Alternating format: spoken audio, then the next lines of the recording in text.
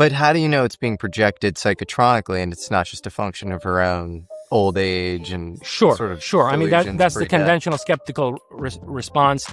I would say, based on what Robert Monroe described in terms of the terrain of the afterlife through his astral projections, which then other people at the Monroe Institute were able to replicate, and based on the kinds of accounts that, let's say, Carla Turner got from abductees of being taken to places that were not just like space alien bases. There were places where the soul was being handled as some kind of an informational matrix and or energy source.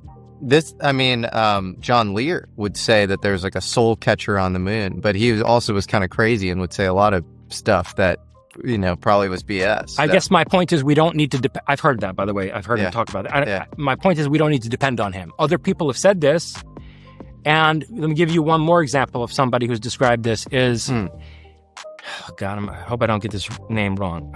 Scott Turner or Scott Trevor or Scott Turner was a leader of a team of remote viewers.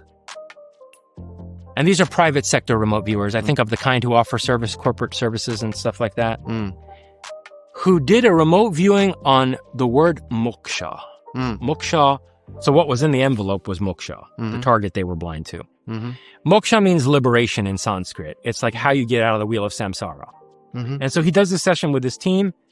And long story short, he comes back with this horrific account that all of them do. Of course, they're all working the same target, blind to the same target, and they're all doing this independently. And then they compare notes.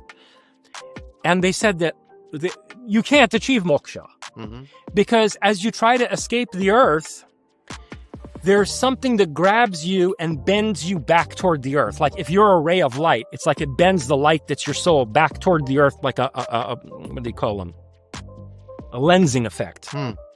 And he said it's originating from some celestial body near the earth, and that it is part of a vast machinery of energy extraction, which was set up in our solar system at the end of a war that devastated the solar system.